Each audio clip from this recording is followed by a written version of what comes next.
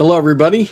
I am the author of You Missed God on the Way to the Mosque, the Temple, or the Church How to See God Everywhere. This is based on what I learned in my near death experience. And so I'm going to read a chapter of the book every week on Friday until we get through the whole book. So here's what some of the book looks like when you open up the cover. This is the hardcover. You Missed God on the Way to the Temple, the Mosque, the Temple, of the Church, and How to See God Everywhere. And so it does have some color pictures in it, not that that matters. And I don't know. This is my take, and it's an experience to this day, November 18th, 2002, that was beyond my comprehension. And you'll hear the story. So let me start. In the fast-paced world that we live in, we often forget the most profound truth. We are never alone. So some of my commentary, we live in a universe, right? Here is a marble I keep next to me on my desk with the globe painted on it, right? You can see the different countries. There's the United States. In fact, let me roll that back. There we go. That's the United States. So that reminds me just how small we are, right? We're a speck in the universe. Physicists even suggest that we're probably smaller than the marble, that in relation to the size of the universe, we're a grain of sand. So keep that in perspective. So in every moment, whether joyous or painful, quiet or chaotic, the infinite presence of the universe, God or the now, the goddess, the Abraham, the Muhammad, the Christ, it doesn't matter what you call it. At least in my experience, it had no name. It was an amazing, merciful, loving life force. And there was no past or future, only the now. And that's where God is. The infinite presence of the universe, God, or the now is always with us. This connection is not something we must earn or seek outside ourselves, as it's inherent, unbreakable, and ever present. On the way to our ritual visits to the buildings we built to honor God, we often miss that God is always with us. We focus more on earning God's favor, practicing daily rituals, and avoiding sin more than living fully in the gift God has given us. This is a beautiful planet in the midst of a vacuum, in the midst of space, with galaxies that are infinite themselves.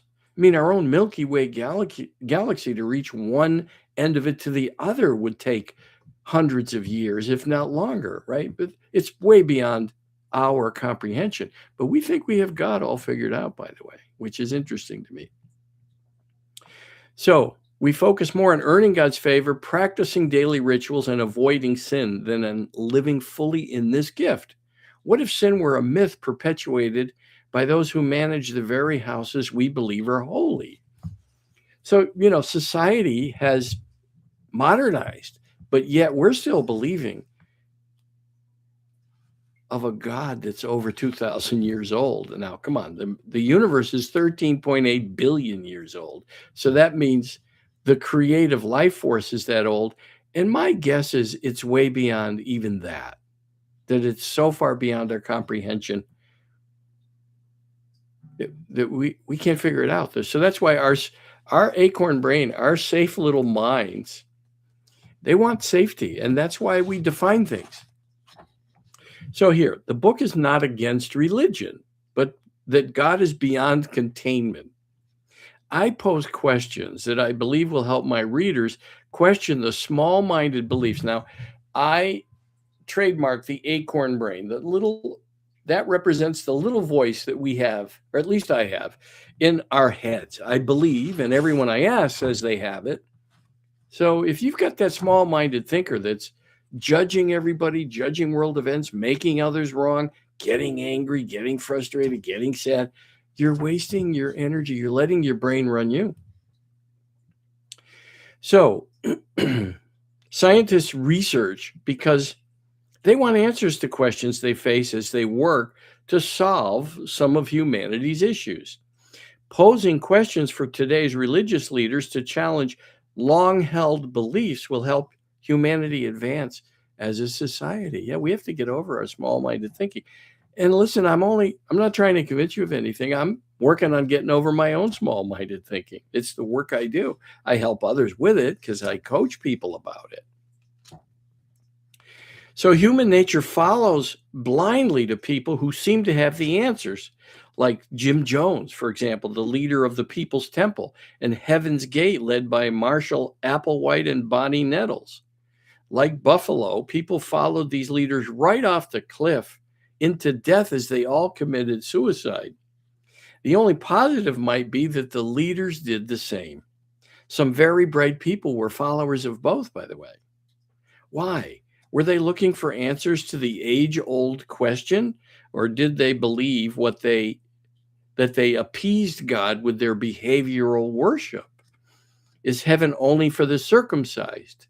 Is God's favor only for those who worship in a certain way? This is the introduction, by the way.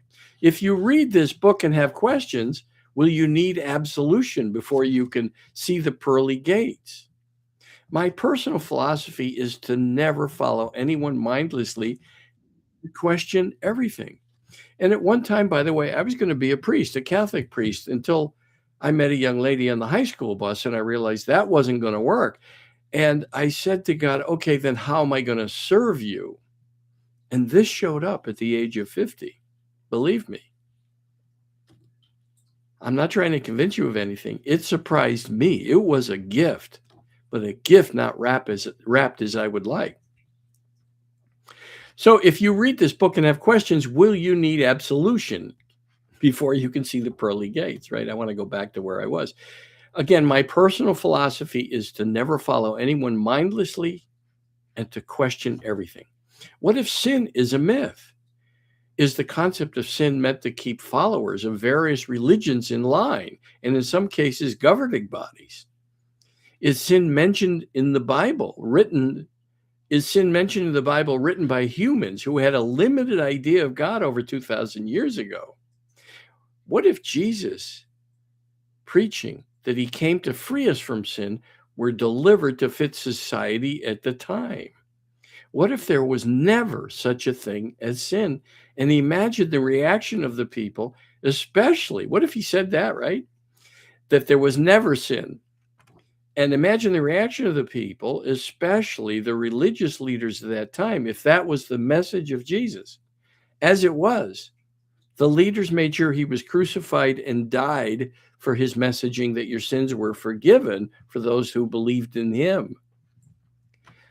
All right, let me tell you my story, and believe what you will. I don't care. I'm not starting a cult. I'm not starting a religion. This is just to help people question small-minded thinking. If it's small-minded, did it come from the creator of a universe? I don't know. I want you to think about that. So while waiting for the ambulance, oh, wait a minute. On November 13th, 2002, I was conducting a training for my clients. 1 second I was fine, the next second I needed an ambulance. While waiting for the ambulance, people were asking me how I was doing. And my answer was, I don't know how my body's doing, and I am grateful.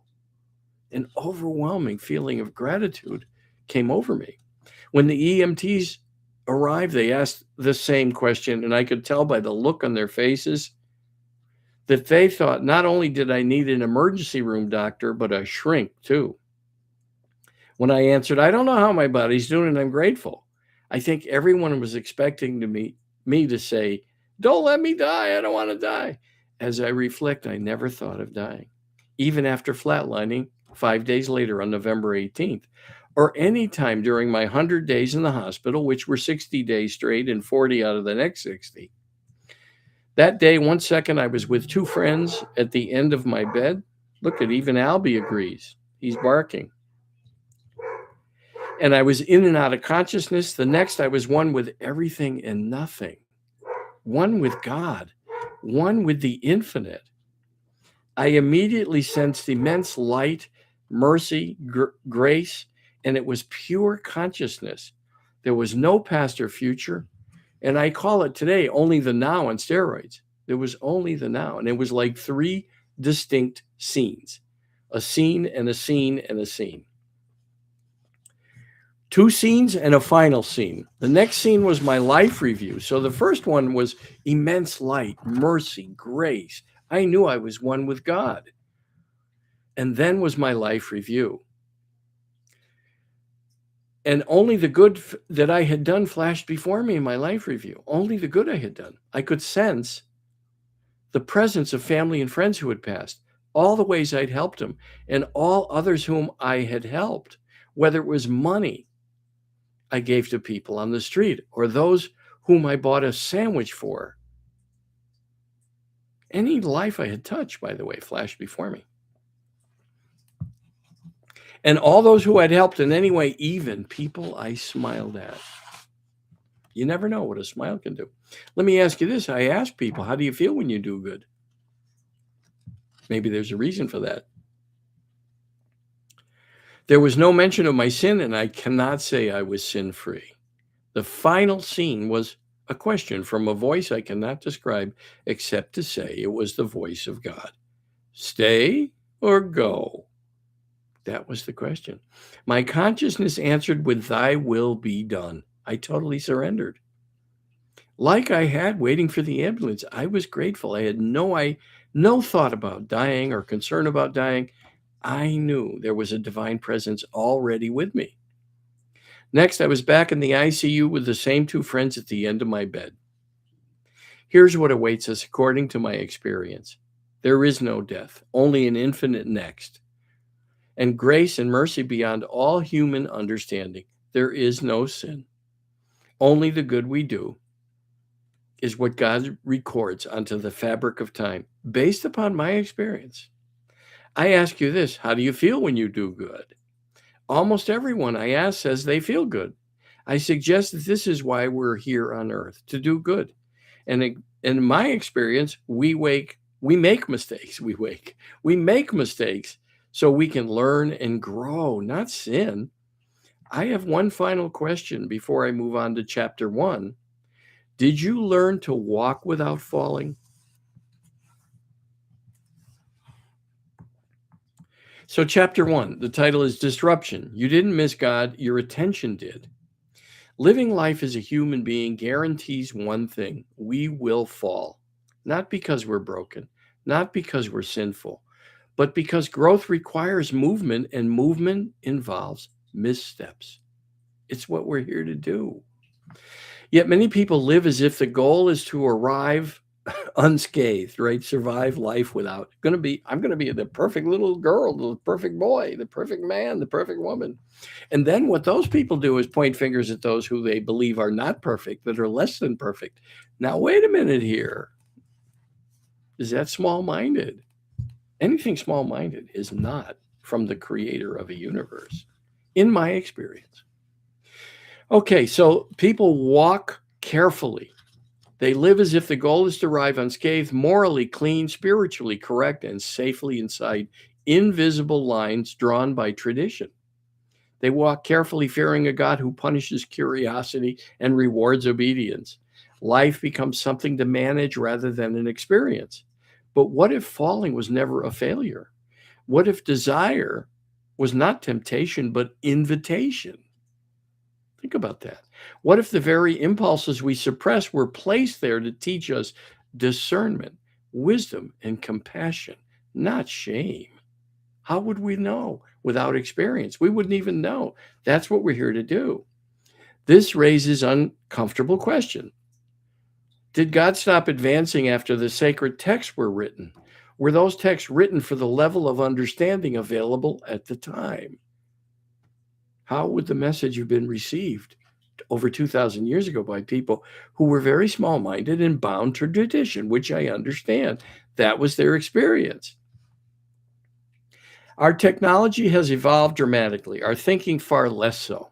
We still inherit beliefs formed in ancient cultures and treat them as final, unquestionable truth. Yet in every other area of human understanding evolves through inquiry. That's how we grow. Why would our understanding of God be the single exception?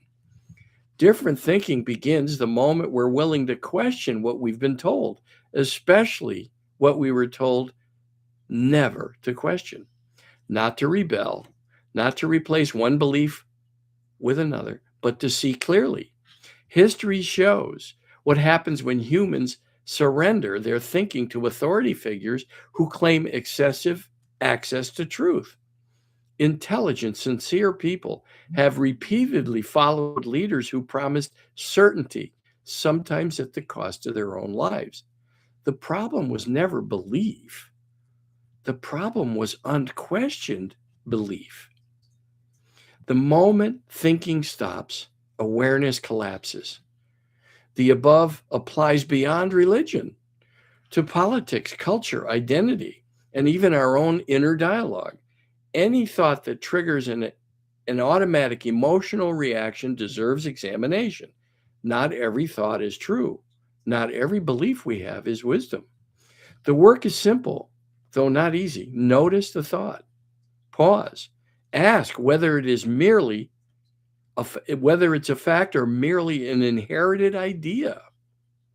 Neuroscience refers to this capacity as the observer or witness level of awareness, when we can start to observe ourselves, when we're being judgmental and angry and pointing fingers and we're above someone else. And believe me, I don't think I'm above anyone or beneath anyone. I'm just a human here, having my experience of life.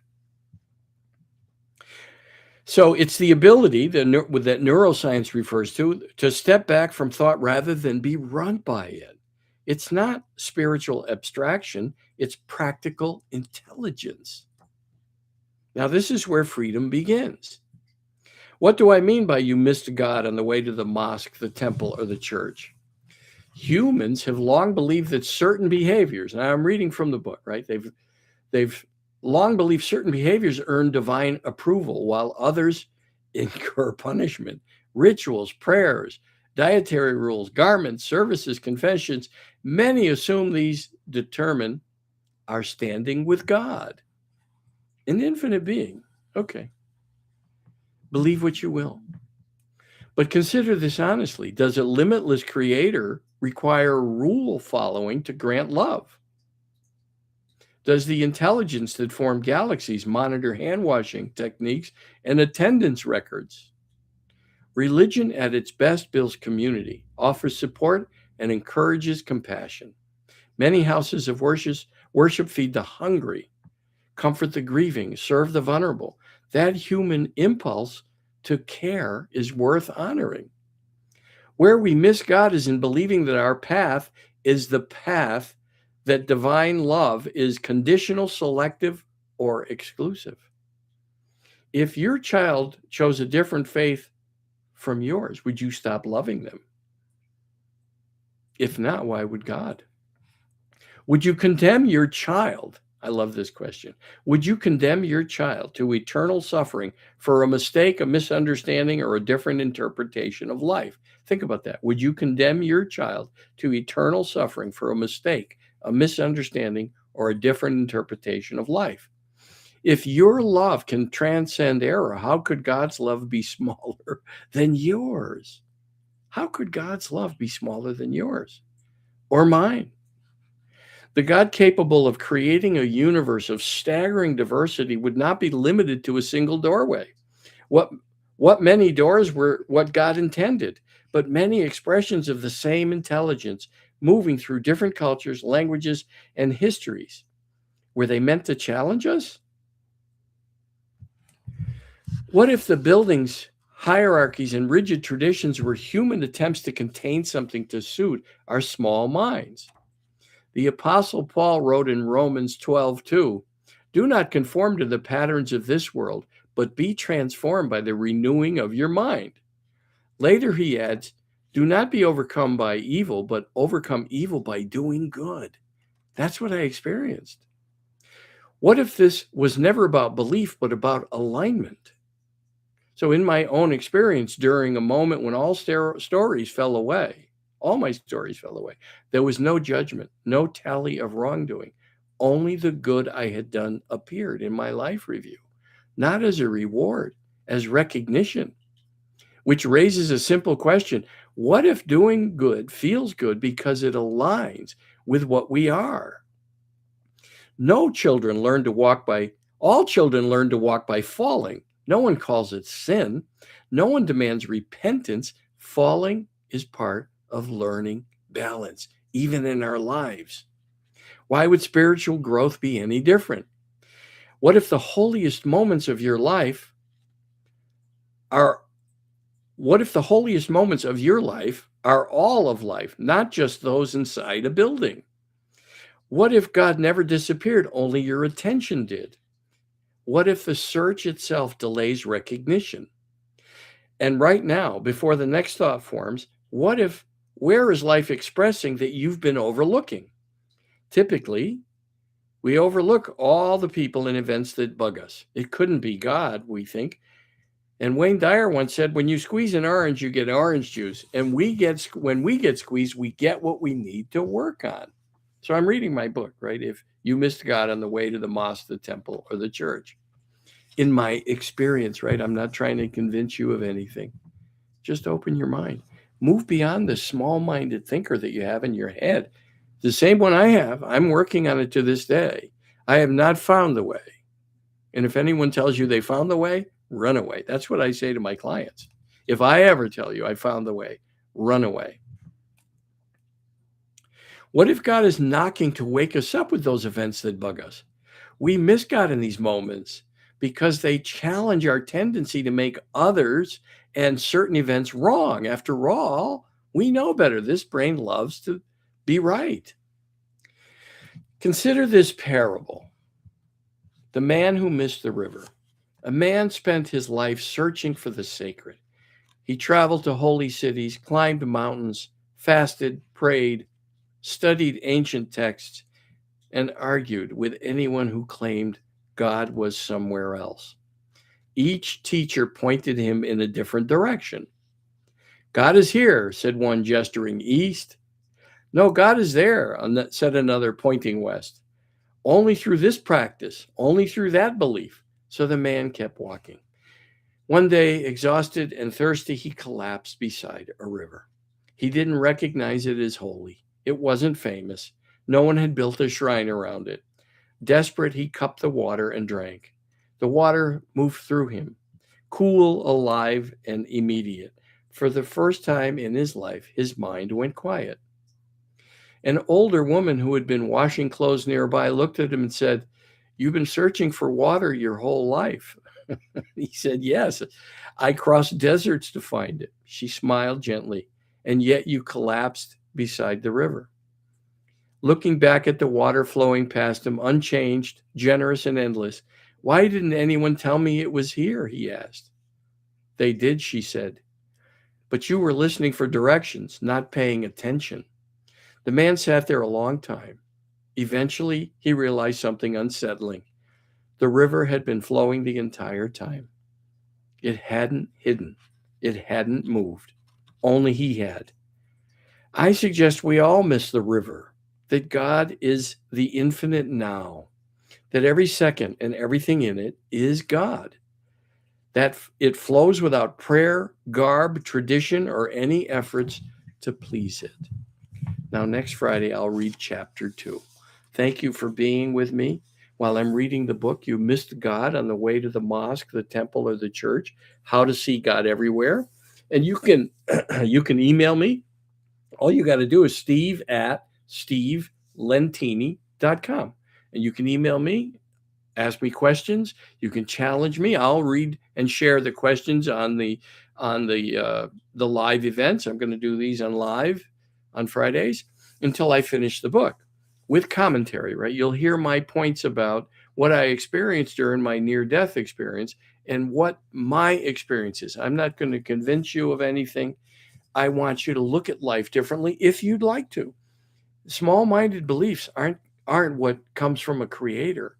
It came here. It's a gift. We have this little small-minded thinker that I call the acorn brain. I trademarked it here. I'll lower this a little bit. I trademarked it because after that day, that became my work. That became my work, is to help people overcome their small-minded beliefs and thinking. If it sounds small-minded, and you can read all the holy texts, I've studied all the holy texts and books, you can see where the human thought comes in. You can see when there's anger and vengeance and all the stories of sin and not being worthy, those are not from an unconditional loving God.